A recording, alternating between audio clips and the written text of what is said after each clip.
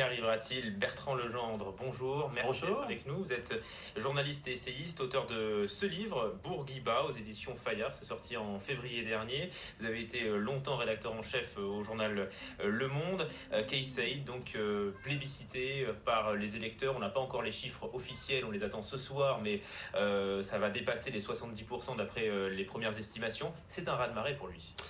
Oui, alors il y a deux explications, on vient de le voir à l'image, c'est la figure du sage, du père de la nation, et c'est la figure aussi de l'incorruptible, du défenseur intransigeant de la loi, qu'il ne faut pas transgresser.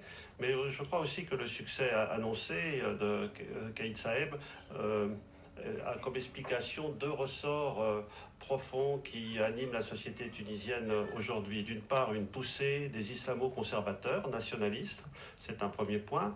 Son succès s'explique aussi par un rejet, j'allais dire, virulent de toute la classe politique, de tous les électeurs, plus exactement tunisiens, à l'égard des élus qui ont gouverné la Tunisie ces 5 dernières années avec des résultats économiques catastrophiques, près de 7% d'inflation, 15% de chômage, une économie informelle qui a bondi entre 2011, date de la Révolution, à aujourd'hui, à près de 60%. Il y a quelques jours, j'étais dans la région de Sidi Bouzid. Vous savez, Sidi Bouzid, c'est l'endroit où est née la révolution tunisienne qui s'est propagée ensuite à tout le printemps arabe. Et bien, dans cette région, sur les routes, toutes les 500 mètres, il y a des bidons d'essence alignés où viennent se ravitailler les Tunisiens de la région de Sidi Bouzid. C'est de l'essence de contrebande qui vient de Libye. Mais quand vous êtes dans l'ouest du pays, dans la région du Kef ou de Katabarka, c'est le même phénomène. Tout ça pour dire que toute cette contrebande, toute cette économie informelle, encore une fois, c'est près de 60% de l'économie tunisienne, c'est autant de recettes fiscales qui ne rentrent pas dans les caisses de l'État, qui en a vraiment, vraiment besoin. Et Kais Saied a fait campagne dans ces zones déshéritées? Il a été un peu partout, mais il est surtout connu comme commentateur de la constitution tunisienne à la télévision. C'est comme ça que beaucoup de Tunisiens le connaissent et depuis longtemps. Il est la suite de la révolution de 2011, quand vous disiez que finalement c'est l'homme qui s'est présenté sans parti politique et qui a réussi aussi à faire fi finalement de l'ancien régime, puisque l'ancien Premier ministre n'a pas atteint le deuxième tour. Enarda arrive quand même premier au Parlement, mais sans majorité.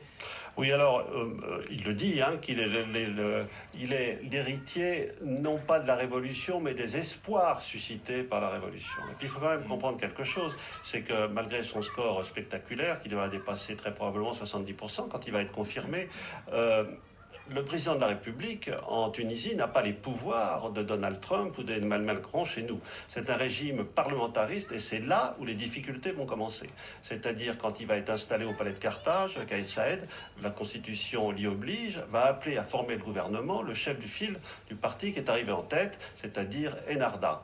Et Enarda, même avec ses alliés d'Al-Karama, n'a pas la possibilité d'obtenir la majorité du Parlement pour obtenir l'investiture comme chef de gouvernement. Et on va probablement, dans les semaines et probablement même les mois à venir, tomber sur cette difficulté-là que ne doit pas masquer l'élection triomphale de Saied hier soir. Mais justement, comment compte-t-il, lui, travailler avec le Parlement? Avec Enarda, par exemple, il travaillera main dans la main? Ils ont les mêmes idées? Enarda a appelé à son élection à voter pour lui. Mais en même temps, la Constitution limite les pouvoirs du président à la défense nationale et aux affaires étrangères. Vous me direz que c'est déjà beaucoup, surtout pour un président nationaliste. Son premier voyage, il ne le fera pas en Europe, en France, il le fera en Algérie. C'est déjà un signe. Voilà. Et donc, il n'a pas le pouvoir d'organiser, surtout qu'il n'a pas de parti.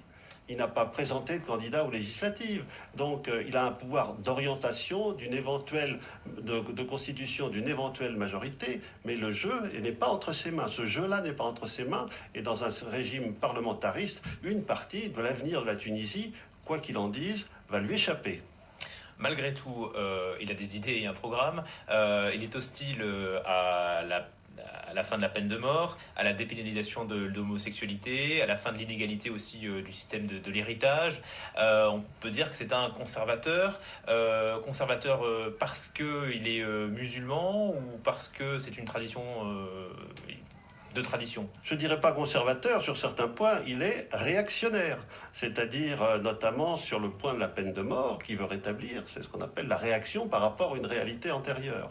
Sur les questions de l'inégalité de l'héritage, une loi avait été mise au point à l'époque du président Caïd Essebsi, qui est mort en cours de mandat au mois de juillet dernier. Cette loi aurait pu passer. Caïd Saeb explique que ce n'est pas l'aspiration des Tunisiens aujourd'hui. Il n'a pas tort en ce sens que l'aspiration des Tunisiens aujourd'hui, c'est de manger.